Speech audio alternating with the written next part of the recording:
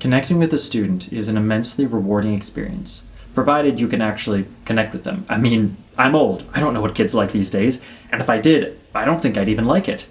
It doesn't matter what we think. What matters is unconditional support and encouragement for someone who needs it, and that starts by building a sense of familiarity and respect.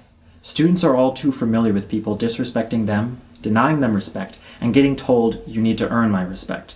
Well, as an e-mentor, you're in a unique position where they don't need to earn it like other people in their lives. You're here only to support them. So an easy way to get to the heart of things is to find a topic that your student made a decision about, and then straight up let them know, "I respect you for that." Praise and flattery, when done with the right touch, are very effective tools to help people open up. But you can't just heap it on like wood on a fire. You've got to give it when appropriate. It needs to be genuine. Ask them about something they did that was difficult. Not necessarily their proudest moment, but just something that they worked for. Maybe it was making a fake podcast with their friends, getting the nerve up to try out for a theater role, or something just as simple as they attempted to make dinner for the family. Whatever they say, find all angles of positivity and encouragement, and let it all out. They worked for something they believed in. Now validate their efforts. To be a little more general about things to talk about, it's always a safe bet to ask them what they do to relax in their spare time. You can soften the question a bit by adding, "Sounds like you live a pretty busy life. You must not have a lot of spare time." This eases the pressure on them to come up with the productive answer that sounds more adult. Instead, you're already acknowledging that they do a lot to be productive, so they can talk more freely about just being lazy and what they enjoy. Of course, only say that if it's genuine. If your student doesn't live a busy life, they might just be okay discussing their leisure time without preamble or validation. Encourage them to talk about TV shows, movies, and gaming.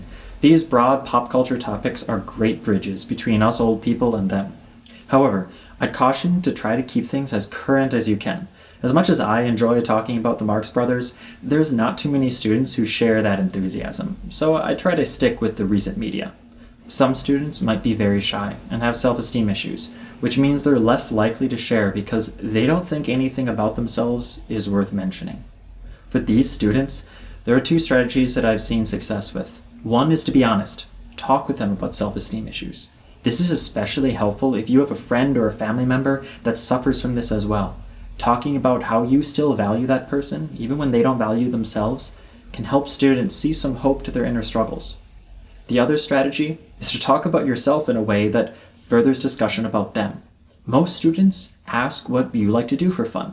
Hit them with every single hobby or interest that you can think of. You're trying to blanket the dartboard so that one might pique their curiosity and they'll ask more about it. From there, try and flip the conversation back to them. Ask them why they're curious about it, what they might hope to do one day. However, the most important thing to keep in mind when communicating with students is you're not going to get a home run every time. Some students just won't open up for anyone. Some will lose interest, some just disappear, and that's okay. You're not here to change their lives all the time. You're here to support them in whatever way you can. And that's a general overview of some communication ideas.